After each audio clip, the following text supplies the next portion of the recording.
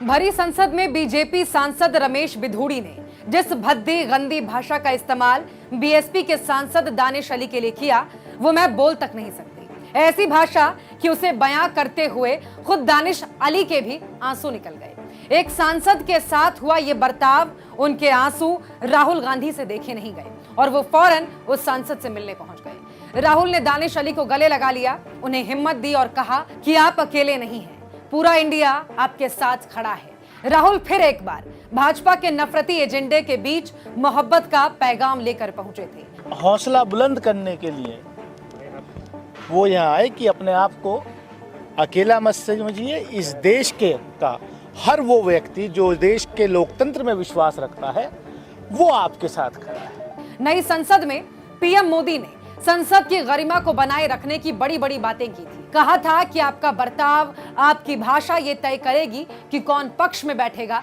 कौन विपक्ष में बैठेगा। मोदी के इस बयान के एक ही दिन बाद खुद उनके ही सांसद ने लोकतंत्र के मंदिर की गरिमा की धज्जियां उड़ा दी।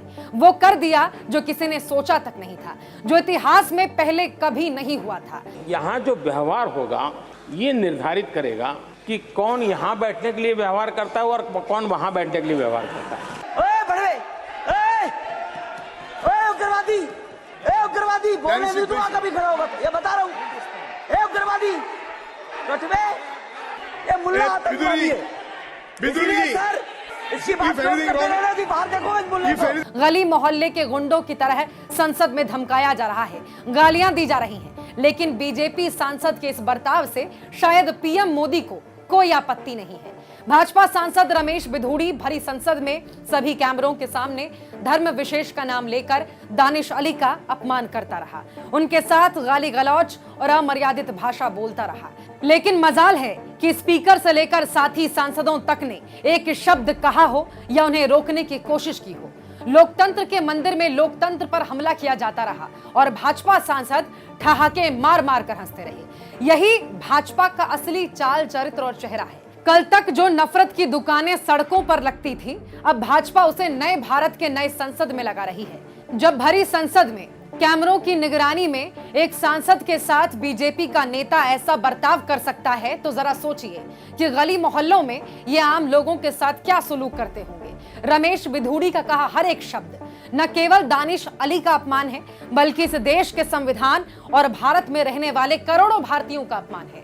देश हर अपमान को याद रखेगा और ये भी याद रखेगा कि जिस पर तुम जुल्म कर रहे थे, उनके साथ चट्टान बनकर राहुल गांधी खड़े थे। लहू में भीगे तमाम मौसम गवाही देंगे कि तुम खड़े थे। वफा के रास्ते का हर मुसाफिर गवाही देगा कि तुम खड़े थे।